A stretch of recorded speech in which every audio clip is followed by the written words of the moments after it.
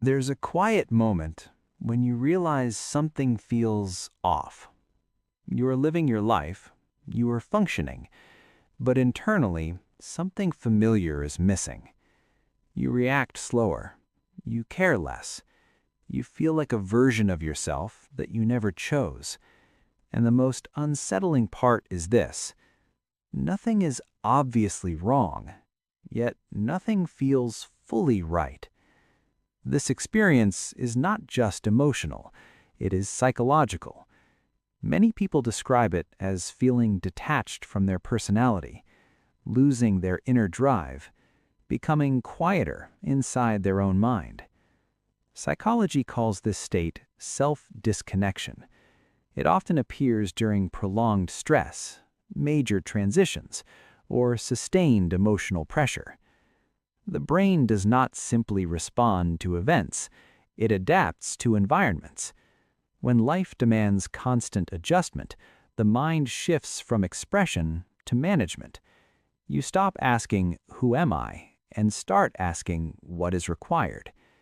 Over time, this creates a gap between identity and behavior. You are still present, but no longer fully expressed. Imagine a musician playing with the volume turned down. The music continues, but the richness is muted.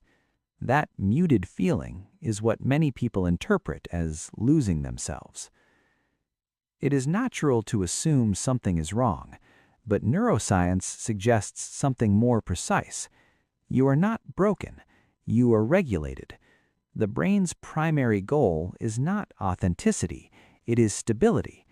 When internal or external demand becomes intense, the system narrows activity to conserve energy. This is known as adaptive regulation. Under pressure, the mind reduces variation. Fewer emotions, fewer impulses, fewer identity signals. Like a phone entering low power mode, non-essential functions pause to protect continuity. Your personality is not erased, it is temporarily quieted. This is not loss, it is protection. To understand how identity returns, we need to understand how it quiets. The experience of being yourself emerges from cooperation between three systems: the emotional system, the executive system, and the narrative system. In neuroscience terms, the limbic system, the prefrontal cortex, and the default mode network. Think of the mind as a theater. The limbic system manages urgency. It controls lighting and alarms. The prefrontal cortex directs behavior. It decides what actions to take. The default mode network writes the story. It maintains the sense of me. Under chronic stress, the theater shifts into emergency mode. Lights focus only on threats. The director becomes reactive. The storyteller stops narrating. Action continues. Identity narration pauses. This shift is efficient for survival, but costly for self-experience. Without narrative integration, life feels mechanical. You act, but you do not feel authored. This is why the experience feels like identity loss, even though the system is functioning. Feeling like yourself again is not about rediscovery. It's about restoring communication between systems that became quiet.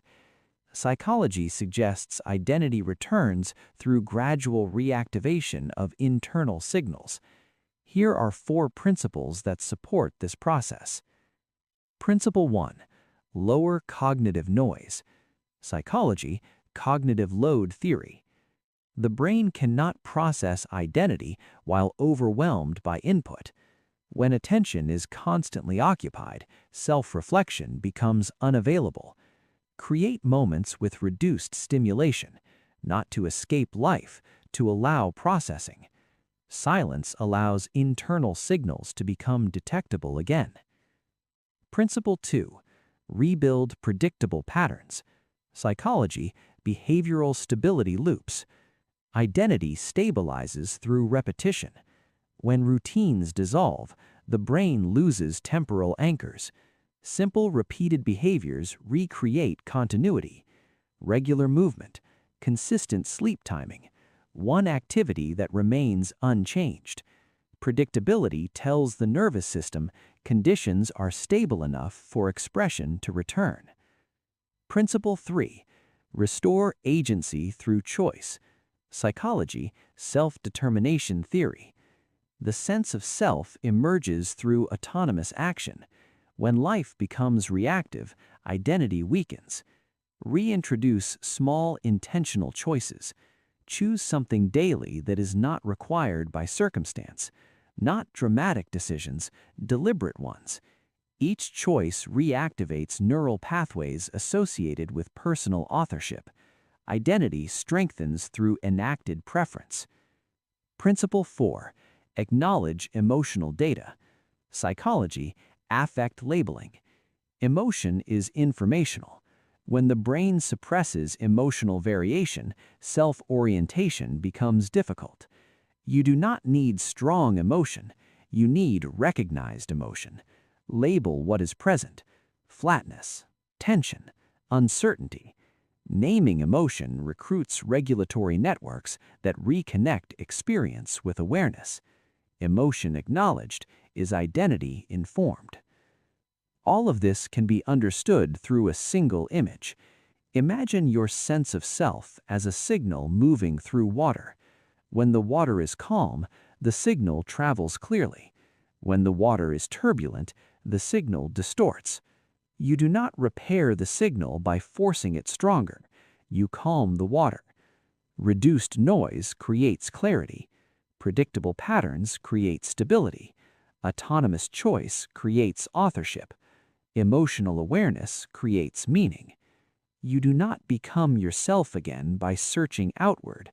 You become yourself again when internal communication becomes possible. There is nothing unusual about feeling unfamiliar to yourself. The mind contracts under pressure and expands under safety. What feels like absence is often quiet adaptation. Identity does not disappear. It waits for conditions that allow it to emerge. This return is rarely dramatic. It happens in subtle recognitions. A preference that feels natural. A reaction that feels authentic. A moment of alignment without effort. Gradually, the internal voice becomes audible again, not because you forced it, because you allowed space for it. You were never lost. You were regulating, and regulation can soften. The self does not need to be found. It needs to be heard. And hearing begins in quiet.